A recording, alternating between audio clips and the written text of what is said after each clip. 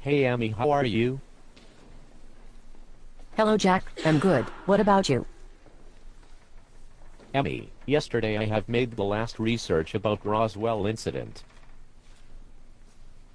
Really? Yes, What you got? I got a lot of things and real facts. Okay, tell me what you got. Actually, we all know that the Roswell UFO incident involves the recovery of materials near Roswell, New Mexico, USA on July 8, 1947. Yes. Which since the late 1970s has become the subject of intense speculation, rumor, and questioning. There are widely divergent views on what actually happened, and passionate debate about what evidence can be believed. The United States military maintains that what was actually recovered was debris from an experimental high-altitude surveillance balloon belonging to a classified program named Mogul. Many UFO proponents maintain that a crashed alien craft and bodies were recovered, and that the military engaged in a cover-up. The incident has turned into a widely known pop culture phenomenon, making the name Roswell synonymous with UFOs.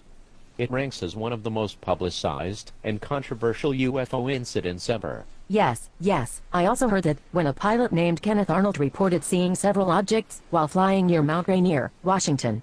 His descriptions of the objects that flew like geese and moving like a saucer would, if you skipped it across the water, became the term flying saucers, and thus the age of the UFO was born. Many newspapers in the country picked up the story from the wire services, and the publicity gave birth to a rash of sightings that kept the papers and the public fascinated throughout that summer, and indeed, to this day. One of those sightings happened on a ranch outside Corona, New Mexico. Okay, let's review the collection of facts. Okay, I'll start. Okay. January 5, 1986. If he was seeking some truly dumb aliens, he had no further to look than this past summer's explorers.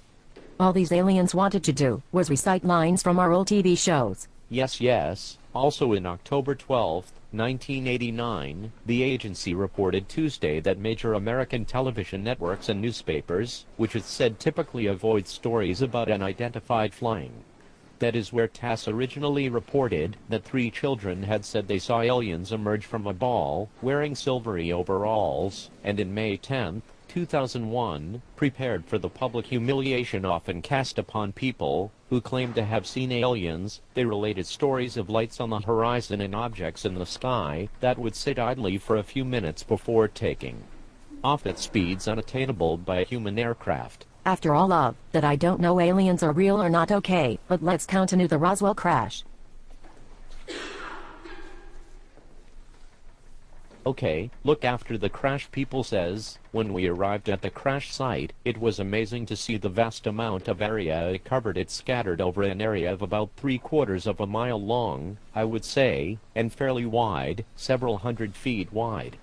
It was definitely not a weather or tracking device, nor was it any sort of plane or missile. Marcel examined the strange material, took some of it home with him, and showed his son.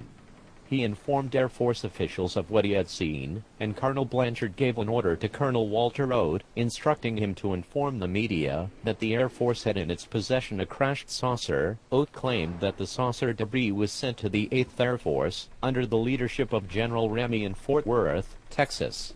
Meanwhile, the famous newspaper headlines were released: ROF captures flying saucer on ranch in Roswell region. The military later retracted the statement and issued a second statement saying it was just a down-weather balloon. But here's some of the problems with the military's stand on this. First, how can Major Marcel make an error like that? And just for the record, Marcel later claimed that he was forced to retract the flying saucer statement by his superiors and even wrote a book about it. Marcel's son claims that the weather balloon that was shown at the second press release was not what his dad had shown him. And later there were many other witnesses that later came forward saying that they had either saw alien bodies or parts of alien spacecraft and were threatened by the authorities not to speak of it. One thing is for certain about the Roswell incident: something major did happen there in 1947, and the military is definitely covering something up. Okay, I think it's so exciting enough today. We will continue later, because I have to go to my work. Okay, see you later, Emmy. Later, Jack.